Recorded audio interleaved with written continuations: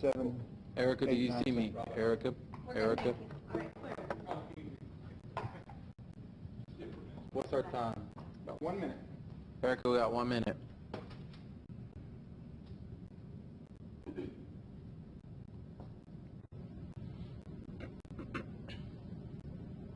Stand by.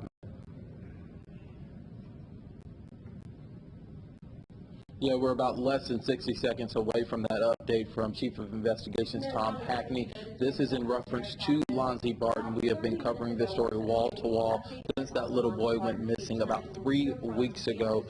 It's been more than 3 weeks. There have been massive searches, a lot of resources used, just not from JSO, but from other law enforcement agencies across the state, from the Navy, from volunteers. A lot of people have been putting in their time. This story has been somewhat complex. It originally started as, and here's Tom Hackney. Very sorry for the short notice tonight. I said all the way through this Lonzie Barton investigation that when we had information we'd step out. Tonight we're doing just that. I think it's relative to the case, announcing the arrest tonight of Lana Larimore, Lonzie Barton's mother. Tonight she's being charged with 2 counts, 1 count of child neglect and another count of giving false information to law enforcement investigating a missing persons under the age of 16 years. The first time that law enforcement encountered Lana was at the Pine Brook Apartments on Powers Avenue, with just minutes after the initial call of the false auto theft was reported. When that occurred, a patrol officer who was searching the area was able to find another vehicle. That vehicle, one of the vehicle's occupants was Lana Larimore. When that officer approached her, gave information of what he was doing, he was looking for an orange car that had been stolen. That information came out. She made repeated denials to that officer that she knew who the occupant of the car was. When confronted with Ruben Ebron's name, she said she didn't know him, gave repeated false statements, and then later admitted to investigators that she had made these false statements. You know, this is the most critical time of what we were beginning to do. I said all along that the house of cards that Ruben was building with that lie was not helping the investigation, was leading us away from where we should have been looking. Lana Larimore was not assisting investigators either when she denied knowing the man who she left in care and custody and control of her children. Cover what the child neglect charges are. Child neglect charges are reference to what occurred on the 23rd, the day before the call went in.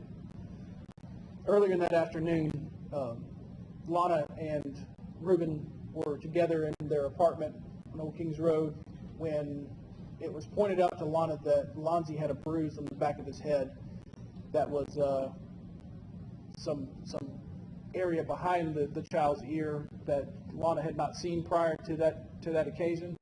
She confronted Ruben about it. They got into a heated argument, discussion about it. At the same time, we've learned that Lonzie had some yellow fluid coming from his ears. He was lethargic, was vomiting, and despite getting into an argument over a bruise and how it occurred without a real satisfactory explanation and all those other factors I just laid out, she left Lonzie and her 5-year-old in the care, custody, and control of someone who may have done something to her child and went to work at Wacko's. Another component of a child neglect charge that we're coming up with for Lana tonight is that she was aware that Ruben kept, sold, and used narcotics in a drawer of a dresser in a 1-bedroom apartment, in the 1 bedroom of this apartment, where she kept her 5-year-old daughter, and her 21-month-old child. These drugs were left unsecured in a drawer, full access to anybody that wanted their toddlers toddle, and her allowing this to occur certainly speaks to child neglect. Another component of a child neglect charge is on repeated occasions. I've said before what Ruben did for a living. It wasn't up to standards. He was a drug dealer. That's how he made his money. He's made some admissions to that as well. Part of what would occur when Ruben would go to purchase drugs to sell was he would take Lana with him, and in the course of having Lana with him to go do these narcotics transactions. She found it in the best interest of Lonzie to have him in the car during these drug transactions. These factors that I've outlined tonight, although it doesn't lead us to the immediate recovery of Lonzie, I've said that if I found that Lana Larmore or really anybody else had something to do with this case, they better look out that we're putting a case together, and if they're involved in that and drug into this some way, that they're going to be held as equally responsible. I think the arrest tonight of Lana Larmore is evidence of that fact, and I would certainly want Ruben to be aware of the fact that I've said before, this case continues to get better. This is a portion and a part of that as it continues to get better. I can take some questions. Chief Scott Johnson, Channel 4. Do you have any suspicion she knows anything about Lonzie's disappearance? And just to clarify, these are not directly related to his disappearance. Is that accurate? Yeah, I can say, Scott, that these aren't a direct correlation or direct relationship to his disappearance, but also part of these charges are the fact that Lana honestly is a liar, and I don't know how to wrap that into what we're looking at. I've said this case from the beginning has more questions than answers. Our goal has been to get answers from those who knew them, and when you stand in the way of the investigators trying to do that, that hampers us trying to find that child. Do you suspect she knows something or more than she's telling about his disappearance? I would hope not. I would hope that after all these opportunities that we've had and had interaction with Lana, that she at some point in time would do the right thing for her own flesh and blood, her own 21-month-old that she gave birth to, that she was the sole person to care and love that child. I hope that she wouldn't do that, but Scott, I don't know. Why the timing of this? Did you just learn about these details now? I mean, these happened a while ago. It sounds like you guys have known about it for a while. Can you clarify that for me? It's been in the works as we've gone all along to be aware that these facts have kind of led us to where she knew some things. And again, I've said all along, I want to share information. I don't want to share any information that's going to jeopardize the case. I think the transparency that this agency has really shown with this case and what we're doing has been certainly above board to go into kind of what the plan, if you will, that I don't want to call them tactics, but how we arrived at this tonight, this late hour.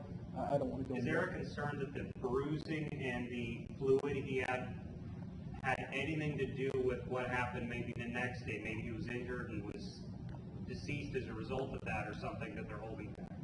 And understand, this was on the 23rd. The Thursday was the 23rd, goes into Friday morning on the 24th when that 911 call was made. So this is in the hours immediately preceding him being Ruben, giving this false information about a car that was taken with the child that was in it. I don't know how it couldn't, but again, I don't have answers. I don't have the answers I'm looking for. Do we know if those injuries were serious enough to possibly be fatal?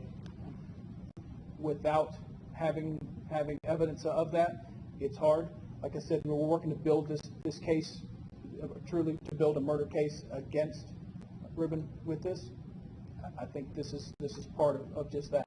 Chief of Production News, did Ruben Ebron ever intend on picking Lana up at work that night? It's hard to say. Who did she ride with that night? She caught a ride from another friend that she had worked with, another worker at Wacko's. And when they were on their way home, that's when they were confronted? Yes, as she was coming home from Wacko's after receiving information from Ruben to get a ride, that's where the officer who was doing the canvas, doing his job, just happens to come across. They were in a red car. He sees the red car. It's a red car, orange car. Sees him, confronts him, and that's where the lie started. And what specifically did she lie about? Who Ruben was? She was given Yeah, the name. she was given the information about what the color car they were looking for. No. Ruben, no. Several of these factors that this officer is trying to go through to gain information. She made these repeated denials of it, and then later admitted to us that, yeah, I lied about that. Was that at the apartment when she finally arrived Yeah. there? She admitted that to you? Yeah. How long has she been, I had first question, how long has she been cooperative with you guys? I mean, is she still being cooperative? I would say that she's cooperative, but I also have to outline her that she has very strong difficulties in telling the truth. When was she taken into custody, and how did that happen? She came to the police building tonight and has been speaking with investigators tonight. She is actually in our custody now and is working her way from the police building over to the Has she pretrial invoked her detention. right to remain silent? As of now, she has, yes. Was Lana Larmore drug tested that day? No, Was Ruben Ebron drug tested? no. Did her lies at the time appear to be a cover-up for what happened to Lonzie, or did it just her pattern of lying? She just lies to police. That's a good question. I'd like to know the answer to that. Again, I would want her to be, if it's my child that's missing, you're going to get nothing but the truth, and I think the majority of people that you may come in contact with are going to do everything in their power to do what they can to find their child. When encountered by the police beginning to investigate that, to lie, to stretch the truth, or to do anything but cooperate fully, that's just counterproductive. Chief, today you're calling her, you're saying that she has lied. Recently, she's been on several media outlets giving her story, telling, hoping that she finds her child, believing that her child is still alive. Tonight you're saying that she's a liar. What are your thoughts about, her going to the media, saying one thing, and then tonight you're telling us that she's lied to you guys? I from the beginning involving Lana Larmore, there's been a pattern of deception, of lies, whatever adjective you want to use to call it. It's just not telling the truth. And if she's not telling the truth and looking for her own 21-month-old, why? Why not? And what was her reaction when she found out that this was her son, this was her boyfriend? I mean, I know you said she was lying from the beginning, but when she actually arrived on the scene there and was honest with you, what was her true reaction? again, she wanted to get with Ruben to try to square away the story, if you will. Now, whether that's the truth or the lies, again, it's the boy who cried wolf. When you start, when are you telling the truth? What is a lie? What is the truth? And again, the sole purpose of these investigators at the scene is to find her child, not some other child. And we're not worried about finding the car because we had found the car. This is her child. And to do anything but fully cooperate 1,000%. I'll say it again. Why? I'm sorry, I don't know. Has she ever spoken to Mr. Ebron since he was arrested? Yes, she's had a couple phone conversations. And Have those been actually, recorded? Do you know the they context? have. Yes, they have. Have they provided any useful information? They provided information. Its fruitfulness is kind of in the eye of the beholder, if you will. It's just so hard to know truth from lies between both Lana and Ruben to know those what's what. Chief, where do we go from here? Or where does the investigation go from here, knowing now that you have two people in custody, the biological mother and the boyfriend? Where do you guys go from here? We are still full steam ahead on making a murder case, especially against Ruben Ebron. Now, I've said before, if Lana had something to do more than just this, it should be pretty obvious that we're not afraid to put her in jail. I know what you mentioned, that she had been on some media outlets and talking. This isn't retaliatory or any relation to that. This is certain things led us to this point today, to do it today. But it's not fruitful to have anything but the truth be out here. But our efforts, investigators' efforts doing this, are to continue to build that strong case. Honestly, the end result, I want Lonzie to be put back with his family. I want to find Lonzie's remains, because I honestly believe that that's what we're looking for. Are you still getting tips? Do you still have leads? We do. You put that kind of money out with this widely publicized case. Tips come in. Some of them are useful. Some of them aren't. We still come through those. But it's just the goal is for us to find that child, and by any means necessary. Chief, you said the arrest is not a retaliation for the comments that she's made, but do you hope this arrest garners more information from Lana or Ruben about what happened that night? I will take the truth from either of them at any given time, that either one of them or their counsels or whoever is having dealings with them that want to come forward, that can lead us to recover that baby boy. I'm open for that call anytime, day or night. What Has she been evidence spoken to did the you jail? need in order to bring these two counts tonight as opposed to earlier?